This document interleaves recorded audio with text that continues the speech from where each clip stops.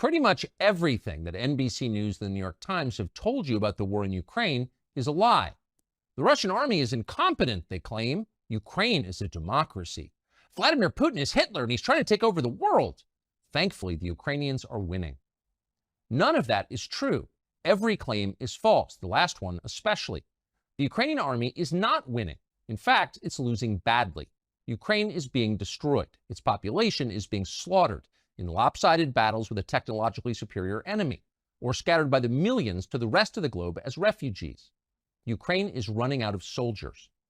As that happens, the question will inevitably arise, who's going to replace them?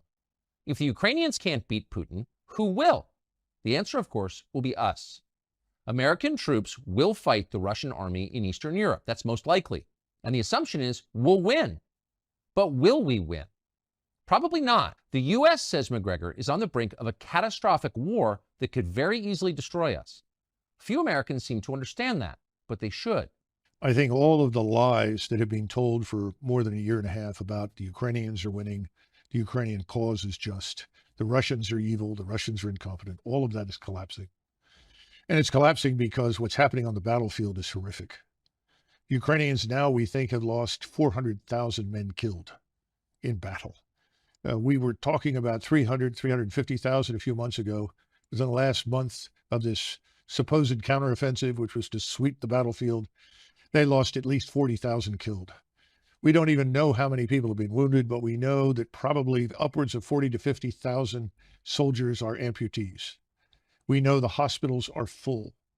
And we know that Ukrainian units at the platoon and company level, that's with anywhere from 50 to 150 to 200 men, are in piecemeal fashion surrendering to the Russians. Not because they don't want to fight, it's because they can't fight anymore. They have so many wounded, they can't evacuate them.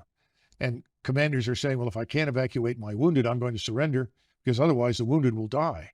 And so they call the Russians, and they all speak Russian, and tell them on the radio, look, I've got 50, 60 wounded here. I'm going to surrender because I don't want them to be killed. And the Russians from the very beginning have always treated the Ukrainian soldiers very fairly and very gently. And so they know they're not going to be abused or mistreated. They know they can actually be exchanged for Russian prisoners in the future. So they're surrendering. And I think we're going to see this army that we've been spending so heavily on increasingly melt away. And at the same time, as we're talking, if you look at this long banana-shaped strip of territory in southern Ukraine that the Russians control, if you go to the northeastern corner of that, south of this city called Kharkiv, there are major offensive operations taking place there right now. And the Ukrainian forces are being swept away in front of the Russians. And again, all of this happens in a way that is just not reported in the West. And in the meantime, rather than admit that this is a terrible tragedy that should be ended on humanitarian grounds, if no other, that the killing should stop, as President Trump said, stop the killing, we're going to continue. And this puts the Russians in the unhappy position of marching further west, because from the very beginning, Putin and his advisors were never interested in a war with NATO or the United States. That's why you've had such incrementalism, this slow grind of movement forward, defensive operations for a long period to build up the force, and then continued offensive operations. They have over 300,000 combat troops in reserve in Russia. And I think they're sitting there and not being released to fight because President Putin anticipates the possibility that we will intervene in Western Ukraine. And if we intervene in Western Ukraine, the Russians will be ready for that. And the consequences for us and for NATO will be devastating because we are not ready to fight the Russians. Why? Oh, I think the readiness has been on the decline for a long time. You've had an almost steady, uninterrupted decline in the discipline that makes soldiers fight. Discipline is a tough thing. We don't always understand it. Discipline is really a form of habit. And you build those habits over time through repetition, but you also build it under stress, under pressure, so that it sinks in. And then you build cohesion within the framework of those units. You don't build cohesion when you're dividing the force on racial grounds, when you're pushing people who are clearly unqualified up the ranks to command, when you're rewarding people for anything other than demonstrated character, competence, and intelligence. All of those things are demoralizing, destructive to military establishments. The Army and the Marines are suffering with it, so is the Air Force and the Navy. And there's no easy fix. And these cracks, they're just cracks at the moment, will become giant fissures if you go to war. So you spent the bulk of your adult life as an Army officer, went to West Point, commanded troops in battle. You're a combat veteran, decorated. But you entered the Army right at the tail end of Vietnam. That's right. When it was famously at its nadir. Yes. How would you compare the readiness of the current U.S. Armed Forces to, say, 1975 at the end of Vietnam? I think that in terms of morale and discipline, we are close to where we were in the late 70s. We have a lot of people that are confused about what needs to be done. We've lost a sense of what's right.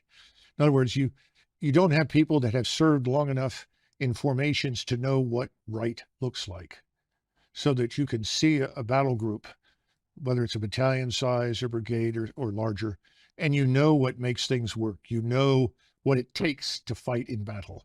We don't have very many people like that because since 2001, most of the fighting has been on a very small scale against a fleeting enemy. Running around in sandals with an AK-47, relying heavily on explosives, mines to kill and maim Americans. About 87% of our losses were really a result of explosives that came from mines. This is not an army that is accustomed to fighting anybody who can fight back. If I were going to compare it to an army, a better comparison would probably be the French army before the Franco-Prussian War, because the French had fought Mexican bandits, Mexican rebels. They'd fought Arab bandits, Arab insurgents.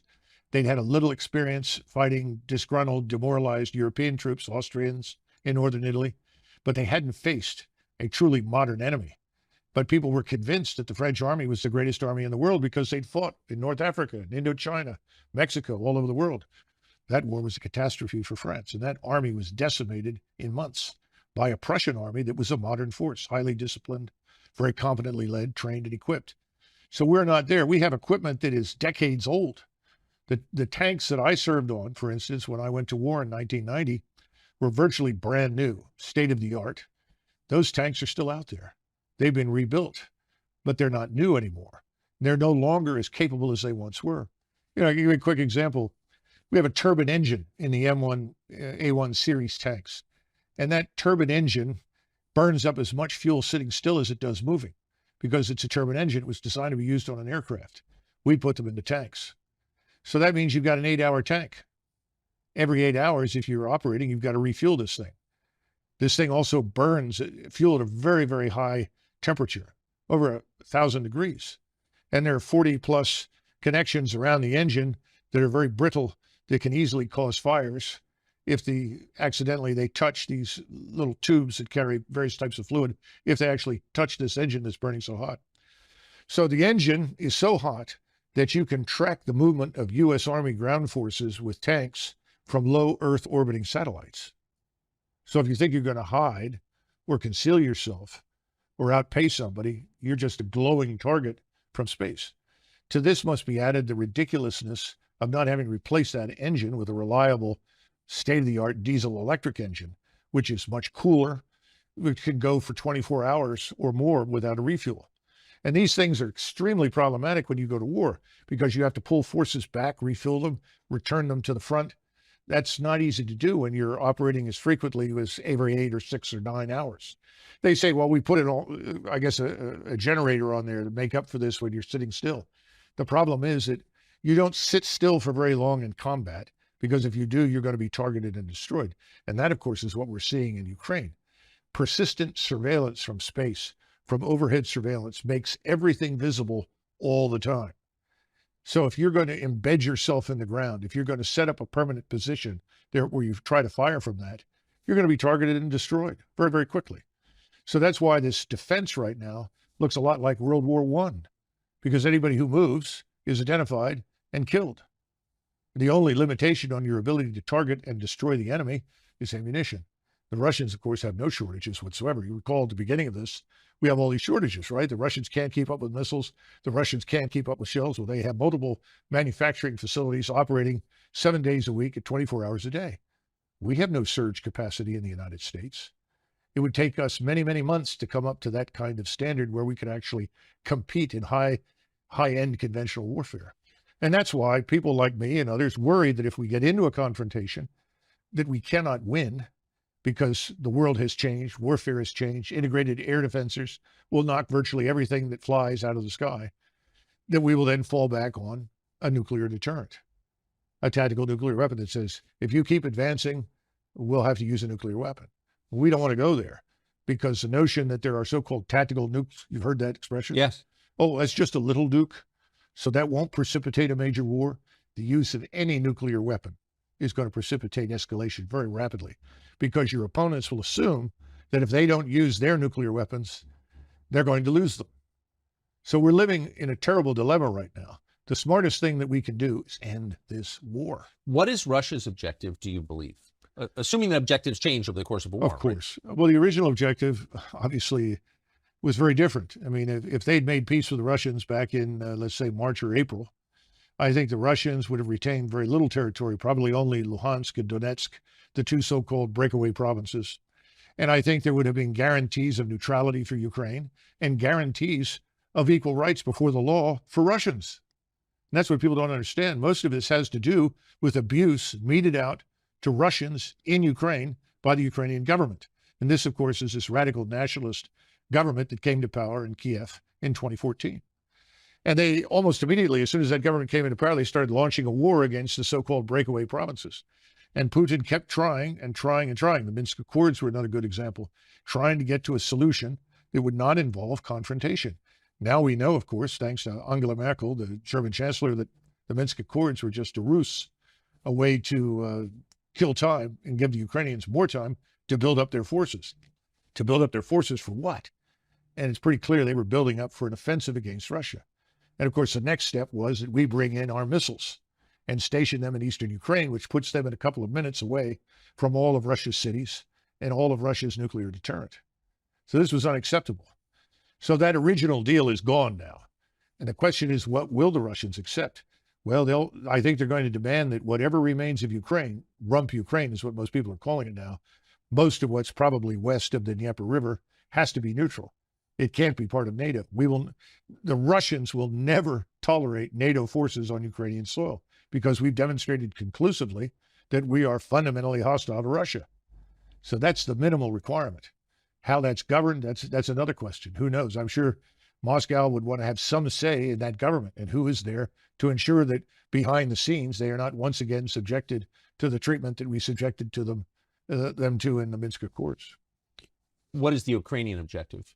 I think more and more Ukrainians just want to survive this, and that's becoming very hard. And Zelensky and the radicals around him are basically committed to fighting this war to the last Ukrainian. And of course, I'm sure that Mr. Zelensky and his friends are anxious at some point to retire to their estates in Florida or Venice or Cyprus to collect on the billions that they've managed to steal or siphon from all the aid that we've provided. Remember, Ukraine is probably one of the most corrupt places in the world. A friend of mine who had spent time in the old Soviet Union and also lived in Mexico came back from a visit to Mexico, and he said, it's hard to believe this, but Ukraine is more corrupt than Mexico. Wow. And I think that's true. So this is a world-class disaster. 14 million Ukrainians have left the nation, presumably never to return, because when they're asked in Germany or France or Croatia or Spain or wherever they go, we will never go back. So what are you going to do with this country? And then, of course, we have the usual suspects, the great agricultural business conglomerates, along with BlackRock, who have their eyes on the fertile Ukraine ground in Western Ukraine. I suppose there'll be a big effort to get control of that in some fashion. That may not work, though, once this war ends with a complete and utter defeat of the Ukrainian regime. Who is Zelensky? Exactly. How would you characterize Zelensky? Well, Zelensky... George W. Bush called him our generation's Winston Churchill. Well, this is W, right? Yeah. Not a very thoughtful man. He was a comedian who made a living acting on stage, frequently pretending to be a transvestite, doing things with various body parts that I won't go into. And he was picked up by an oligarch named Kolomoisky. Kolomoisky is the individual who's probably more responsible than anybody else for funding this atrocity we call the Azov Regiment that runs around with the swastikas and Nazi gear and so forth. And he was picked and then blessed by Victoria Nuland and the State Department as their man. Now, when he originally ran for office, he ran on a peace platform. And he was overwhelmingly elected across the country because he said, if I am elected as your president, I will make peace with Russia. Ukrainians didn't want to go to war with Russia. They were looking for a way out of this and a resolution to the crisis. Of course, once he was in there, he took a different road. And I can't help but think that that road was defined for him by us. Who is Victoria Nuland? Oh, goodness gracious. All these hard questions. I do not know Victoria Nuland personally. I know Fred Kagan, and his brother Bob is married to her. And she's a long-term committed neocon. This is someone I would not characterize as either Democrat or Republic. These are people with this agenda, and the agenda says until the entire world is garrisoned by U.S. forces and is converted forcibly to some form of democracy that we approve of, the world will not be safe, and we must continue to fight. And I think in the case of Russia, Russia has special appeal because I think these people have ancestors who came from that region of the world and have a permanent axe to grind with the Russians, which of course I don't. I don't think most Americans do, and nor do I think anybody in government should shape policy based on whatever unhappiness their ancestors, experienced in a place like Russia.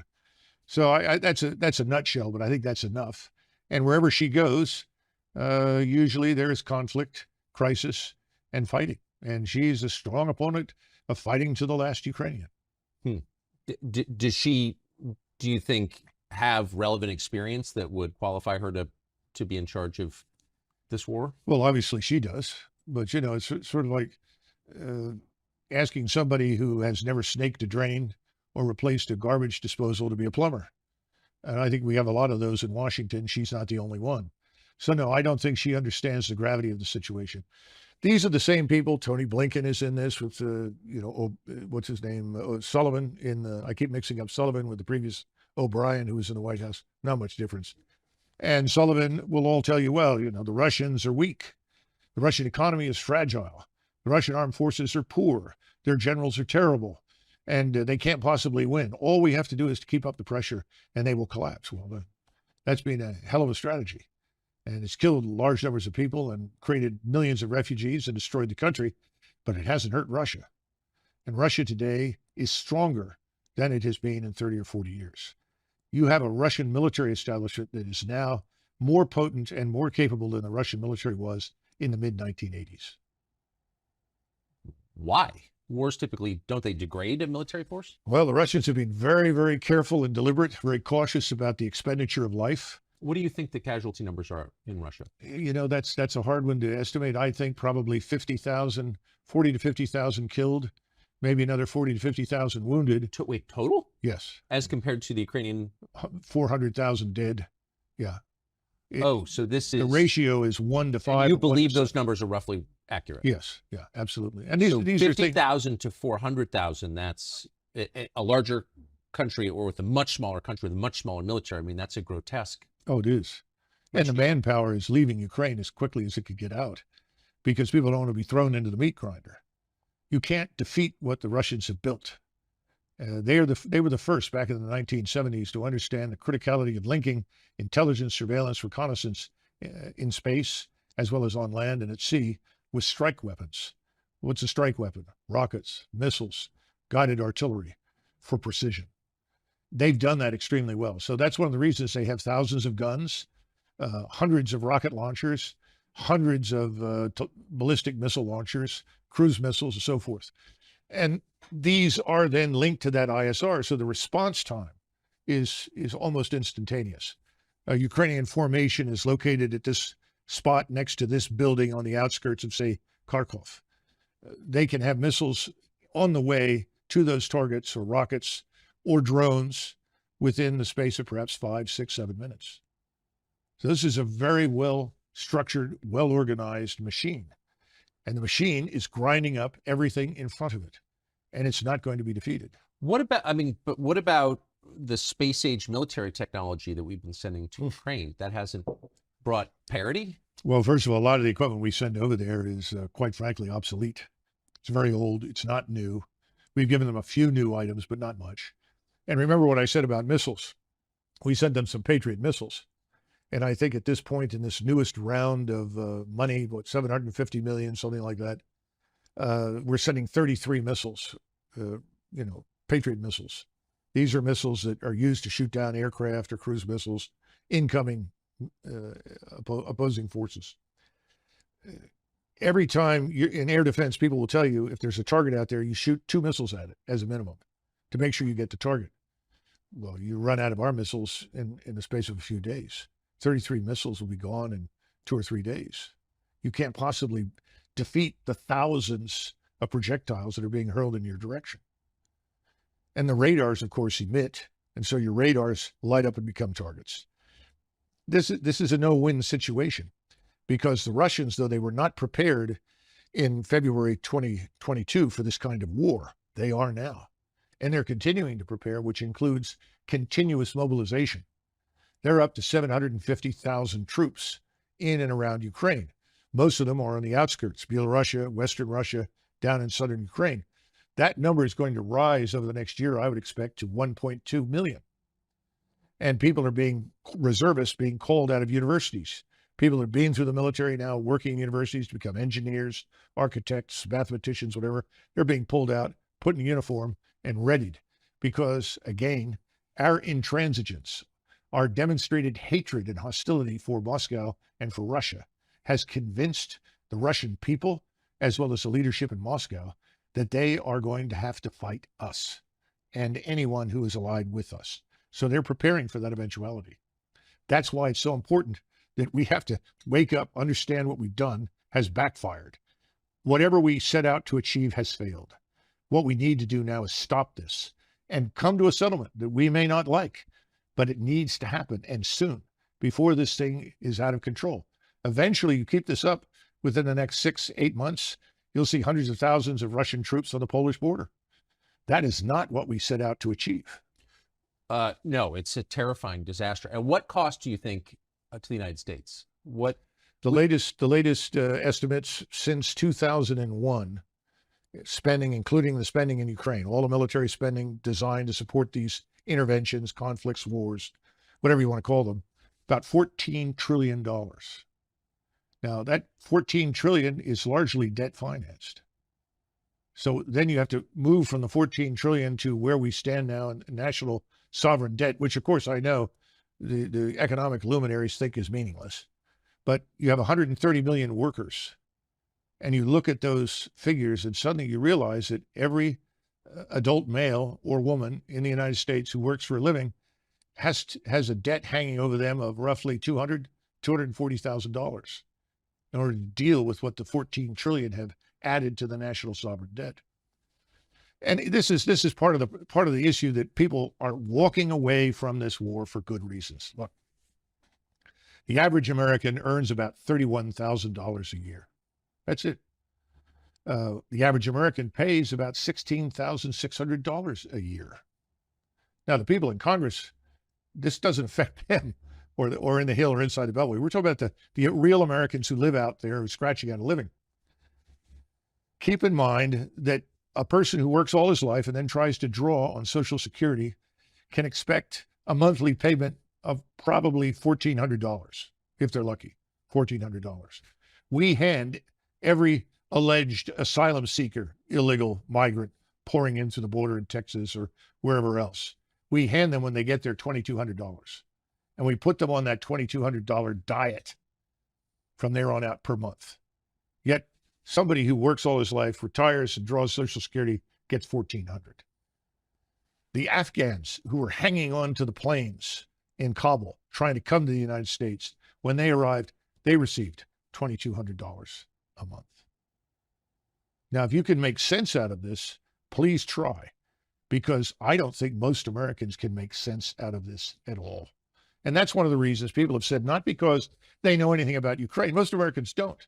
If they knew anything about the history of Eastern Europe, they would all say, get out. Because the wars and the blood and the hatred that have been characterized through that part of the world for hundreds of years is something we can't sort out. We can't fix it. We shouldn't try to arbitrate it. We don't know anything about it. We shouldn't be in this, is the bottom line. I think Americans have figured that out. But now they're beginning to look at the numbers and the figures and they say, what happened to consent by the governed?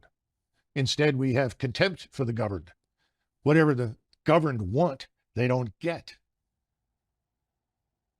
Who gets it? Well, the donors get what they want. You know, somebody was joking the other day and said, you know, Doug, if the donors were cannibals, they'd feed the American people to them. That's the attitude in Washington, D.C. What's the donor want? Give me more money. It's a catastrophe. It's the destruction of our whole republic. And I don't think people realize how far gone things are. A lot of Americans sense it. And I think we're on the path to some sort of national come to Jesus moment where we're tired of being the contemptibles. We want to have a say in what our government does, and we really don't have it.